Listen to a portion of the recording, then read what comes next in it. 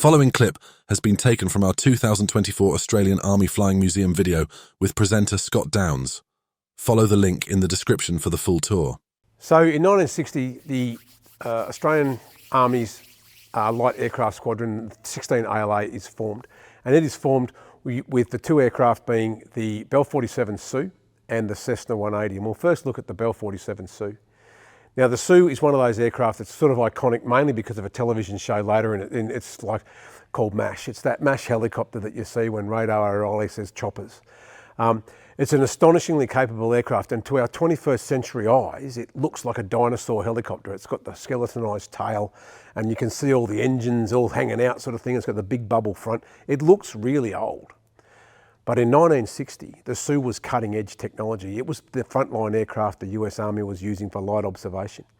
The Australian Army, desperately needed a vertical takeoff and landing aircraft to do reconnaissance and so forth, simply because we'd been fighting in the jungle since 1942 against the Japanese.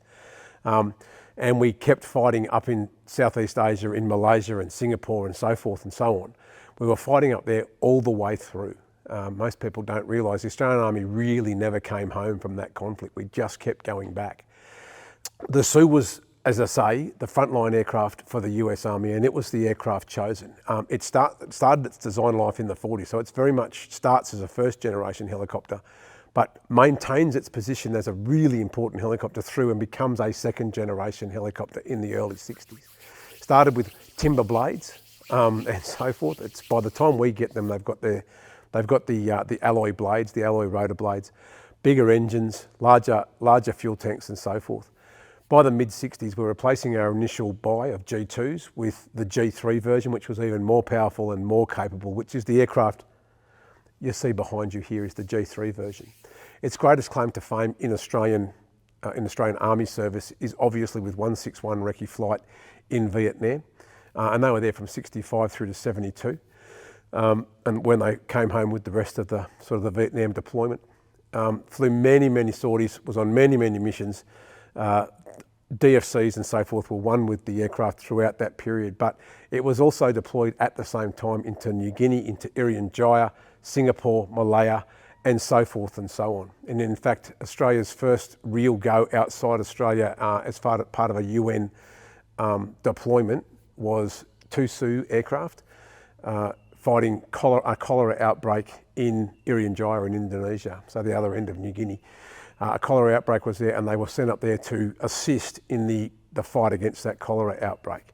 So it's our first sort of UN deployment as well for the aviation capability.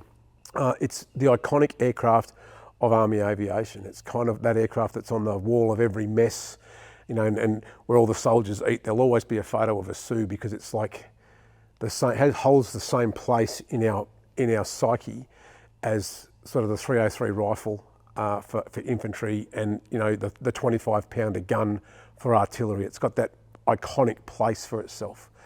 But between this and the Cessna 180, it brings Army aviation out of the 30s with the Oster and into the 60s almost straight away.